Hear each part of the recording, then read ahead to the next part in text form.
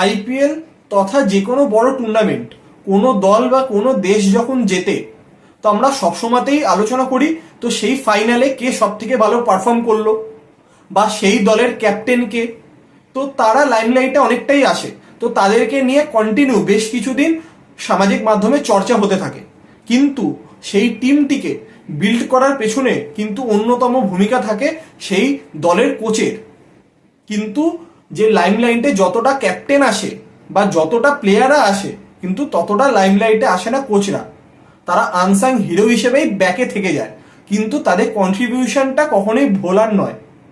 তো তার কোচিংয়েই একটা দল সাফল্য পায়, একত্রিত হয়ে অ্যাজ আ টিম গেম হিসেবে পারফর্ম করে। তো এই বছর আইপিএল জিতেছে কেকেআর। তো কেকেআর এর কোচ ছিল চন্দ্রকান্ত পণ্ডিত। তো আমরা আজকের এই ভিডিওতে আলোচনা করব যে 2008 সাল থেকে যবে থেকে আইপিএল শুরু হয়েছে, তো প্রতি বছর যে আইপিএল যে দল জিতেছে, তো চ্যাম্পিয়ন টিমের কোচ কে ছিল। কারণ আমরা অনেকেই জানি যে কে আইপিএল জিতেছে, কে ক্যাপ্টেন ছিল, কিন্তু আমরা জানি না যে কোচ কে ছিল। তো সেই আপডেটটি আমরা আজকে এই ভিডিওর মাধ্যমে শেয়ার করবো আপনাদের সাথে। তো 2008 সালে রাজস্থানের কোচ ছিল শেন ওয়ান। তো 2008 সালে রাজস্থানের ক্যাপ্টেন তথা কোচ উভয় ছিল শেন ওয়ান। তারপর 2009 সালে আইপিএল জেতে ডেকান চার্জার্স, তো তাদের কোচ ছিল লেহমান অস্ট্রেলিয়ার। তারপর 2010 এবং 2011 দুবারই আইপিএল জেতে সিএসকে, তো তাদের কোচ ছিল স্টিফেন ফ্লেমিং। তারপর 2012 প্রথমবারের জন্য কেকেআর আইপিএল জেতে, তো তাদের কোচ ছিল বেলিস। তারপর 2013 সেখানে আইপিএল জেতে মুম্বাই ইন্ডিয়ান্স, তাদের কোচ ছিল জন রাইট। তো 2014 সালে দ্বিতীয়বারের জন্য আইপিএল জেতে কেকেআর, তাদের কোচ ছিল আবারও বেলিস। তারপর 2015 সাল আইপিএল জেতে মুম্বাই ইন্ডিয়ান্স, তো তাদের কোচ ছিল রিকি পয়েন্টিং। তারপর 2016 প্রথমবারের জন্য সানরাইজার্স হায়দ্রাবাদ আইপিএল জিতেছিল, তো আইপিএল জয়ী কোচ ছিল টম মুডি।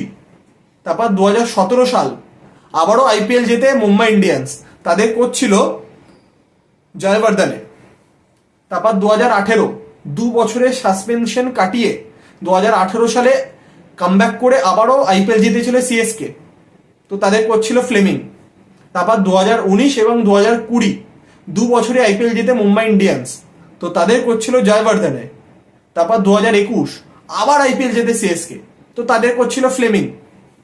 তারপর 2022 সাল নতুন দল হিসেবে যোগ দেয় গুজরাট টাইটান্স এবং গুজরাট আইপিএল জেতে, তো তাদের কোচ ছিল আশিস নেহেরা। তারপর 2023 আবারও সিএসকে আইপিএল জেতে পঞ্চমবারের জন্য, তো সেই জয়ী দলের কোচ ছিল স্টিফেন ফ্লেমিং। এবং কারেন্টলি 2024 সালে আইপিএল জেতে কেকেআর, এবং কেকেআর এর কোচ ছিল চন্দ্রকান্ত পণ্ডিত। তো এই সকল কোচের কোচিংয়েই এই দলগুলি 2008 সাল থেকে 2024 সাল অবধি আইপিএল জিতেছে।